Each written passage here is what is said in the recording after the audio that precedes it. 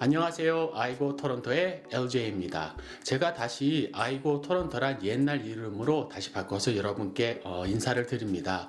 왜냐하면 제가 장래 관련 이야기 이외에도 다른 내용을 좀 올릴 예정이기 때문에 제가 장래 스토리라고 말을 하는 게 좀 맞지 않는 것 같아서 다시 예전 이름으로 바꿔서 여러분을 찾아뵙습니다. 오늘은 여러분과 함께 만약 유언장 작성이 없이 돌아가셨을 경우 재산 분배는 어떻게 될까에 대해서 얘기를 나눠보도록 하겠습니다. 아시겠지만 이 온타리오 주에서는요, 만 18세가 넘으면 유언 작성을 할 것을 권고를 하고 있습니다. 그렇지만 또 그 어린 나이에 아니면 3, 40대 나이에 유언 작성을 하신 분은 거의 없으시죠. 그러면은 꼭 유언 작성이 필요한가에 대해서 한번 잠시 얘기를 나눠보도록 하겠습니다.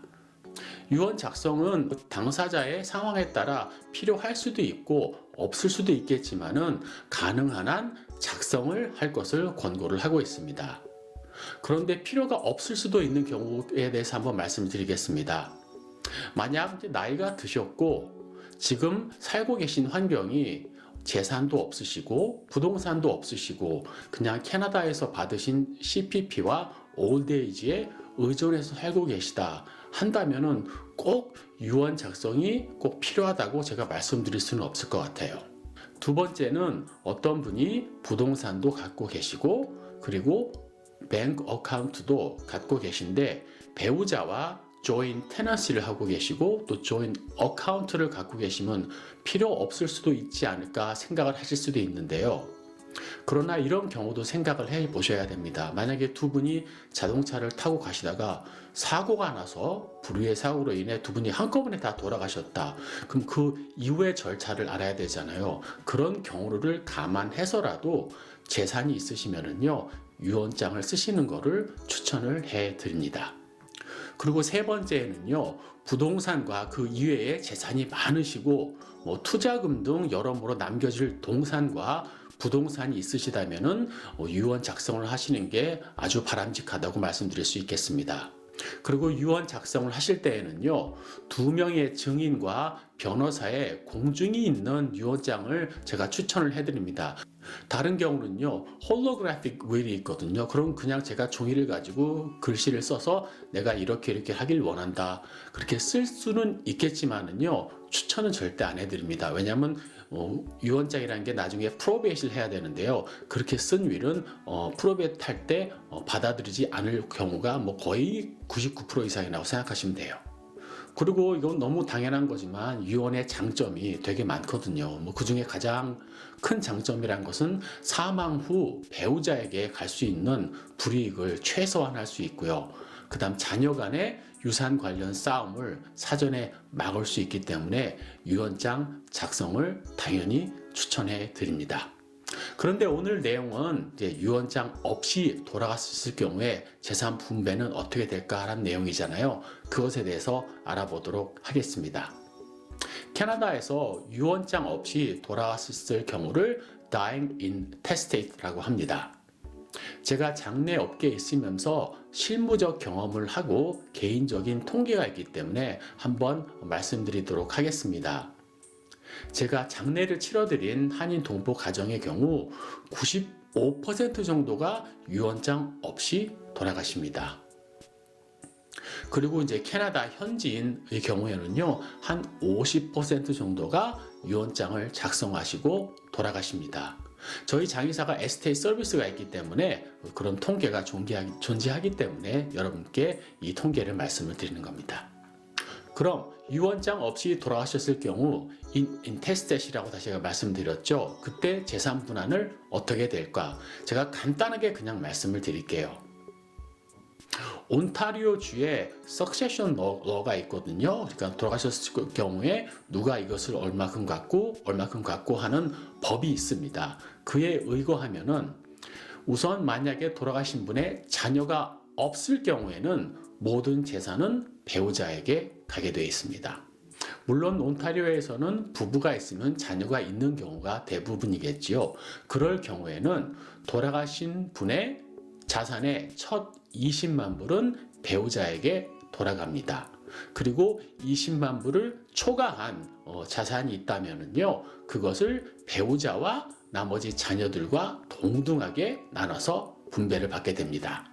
그럼 예를 하나 들어드리겠습니다. 어떤 분의 자산이 1밀리언, 100만 불의 유산이 있으셨고 자녀가 3명이 있으셨습니다. 그럴 경우에 첫 20만 불은 배우자에게 가게 되고요. 그러면 80만 불이 남게 되겠죠. 그러면 나머지 80만 불을 배우자와 자녀들 간에 동등하게 4등분 분배를 하게 됩니다. 결론적으로 배우자는 첫 20만 불과 또 나머지 80만 불의 4등분한 20만 불, 결국 40만 불이 배우자 몫이 되는 거고요. 나머지 세 자녀들은 각자 20만 불씩 분배를 받게 되는 겁니다. 그럼 혹시 캐나다에서 이렇게 재산 분배를 받을 때 상속세가 얼마인지 궁금하실 수도 있잖아요. 그런데 캐나다에서 상속세라는 개념은 없습니다. 사실은요. 물론 그렇게 우리가 갖다 붙일 수는 있지만은요. 대신 이 캐나다에서는 probate fee가 있습니다. 그러니까 나머지 그 금액의 어느 정도의 퍼센테이지를 이제 probate fee로 가져가는 거죠. 그래서 정부에서 가져가는 probate fee는 다음과 같습니다. 남은 유산의 첫 5만 불은 1000불당 5불을 차지하게 됐고요. 5만 불을 초과하는 그런 모든 금액은 1000불당 15불을 가져가게 됩니다. 그럼 결국 아까 그 1밀리언 100만 불의 경우 프로베이트 피는 첫 5만 불에는 5불, 그 다음 나머지 95만 불에는 1000불당 15불을 적용해서 14,500불이 프로베이트 피가 되는 겁니다. 결국은 100만 불에 대해 1.45%가 프로베이트 피가 되는 거죠.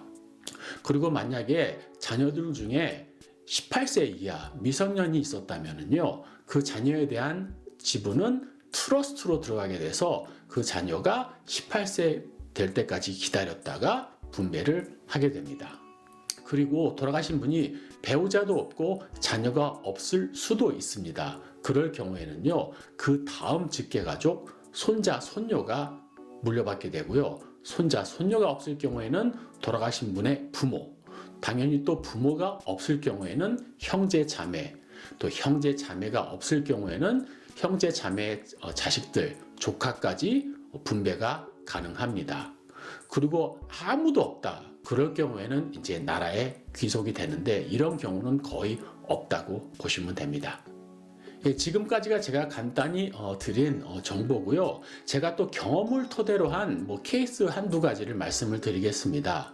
어떤 분이 유언장 없이 돌아가셨는데 돌아가신 분의 통장에서 돈을 어떻게 좀 빼야겠어요. 왜냐하면 당장 장례를 치러야겠는데 이 사람이 유언장이 없어서 자기 혼자 이름으로 통장을 갖고 계시다가 돌아가셔서 돈이 좀 있어요. 근데 장례비를 치러야 돼요. 이럴 경우에는요, 사실 이 통장 안에 있는 돈은 그냥 인출을 할 수 없고요. 대신 돌아가신 분의 장례를 위해 쓴다. 그러면 사실 인출이 가능합니다. 그분의 은행에 가서 장의사에서 드리는 사망증명서와 장의사의 인보이스, 그리고 묘비석 회사, 그리고 묘지 회사에서 드리는 인보이스를 들고 가서 이거 지금 이렇게 돈이 드니까 이거에 대한 돈을 인출해 주세요 하면은요, 장의사 이름으로, 묘비석 회사 이름으로, 그리고 묘지 회사 이름으로 사실 돈을 빼는 게 가능은 합니다. 그런데 그 돈을 다 쓰고 나서 또 초과 금액이 있다. 그거는 당분간은 뺄 수가 없습니다. 나중에 프로베이트이 돼야 뺄 수가 있습니다. 그럼 자동차의 경우는 어떨까요? 어떤 분이 돌아가시기 전에 자동차를 그냥 자기 명의로 해놓고 돌아가셨는 경우가 한인 경우에 진짜 많거든요. 그럴 경우에는 의외로 그렇게 쉽지는 않지만 가능은 합니다. 이럴 경우에는 내가 법적인 수혜자라는 것을 그거를 Declaration of Heirship이라고 합니다. 그것을 작성을 하여서 공증을 받은 후 서비스 온타리오 가서 명의 이전을 할 수 있습니다. 물론 제가 쉽게 말씀드렸지만 이 과정이 상당히 쉽지는 않더라고요. 유가족들에게. 그렇지만 가능은 합니다. 네, 이렇게 지금 유언장 없이 돌아왔을 경우에 좀 케이스에 대해서 한번 말씀을 드려봤고요. 이에 대해서 궁금한 점이 있으시면은요, 댓글 달아주시면 제가 정성스럽게 답을 해드리겠고, 물론 제가 아는 한도에서 말씀드리겠고, 제가 모르겠으면은 그냥 주위에 lawyer와 상의를 하세요라고 말씀을 드리도록 하겠습니다. 그럼 지금까지 아이고 토론토의 LJ였고요. 다음 시간에 또 좋은 내용으로 여러분 찾아뵙도록 하겠습니다. 이 내용이 좋으셨다면요, 구독, 좋아요, 댓글, 그리고 알람 설정 부탁드릴게요. 안녕.